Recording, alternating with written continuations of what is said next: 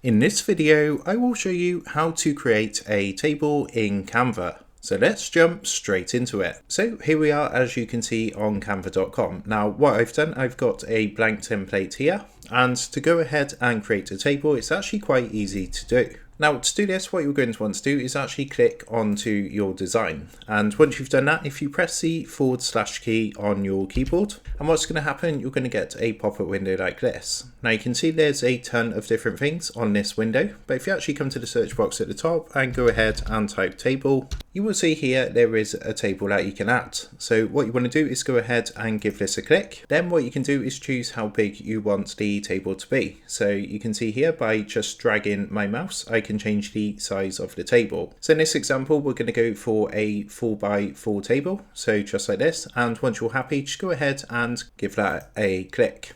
So what that's going to do is add the table to your design. And from here, what you can do is go ahead and make this table bigger or smaller just by adjusting the circles around the corners of the table. So you can also change the height and the width of the rows, as you can see, like I'm doing here. And if you actually come up to the top left hand corner, you can actually go ahead and change the borders by clicking onto the border icon up here. So you can see from here, we can select the border that we want to change. So say for example, we wanted to change the inner borders. What we'll do is click onto this icon here. And what you can do is go ahead and change the border color. So if I wanted to change this to a red color like this, and you can also change the border style. So what you can do is change this to like a dashed border or something like that. And you can also change the weight of these lines as well, just by adjusting this bar down here. So that is how to go ahead and create a table in Canva. With that being said, I hope this tutorial did help you out today. And if this did help you out, I would really appreciate it if you was to consider dropping down below the video, leaving a like, and also subscribing to the channel. With that being said, I just want to take a minute to thank you guys for watching this quick tutorial,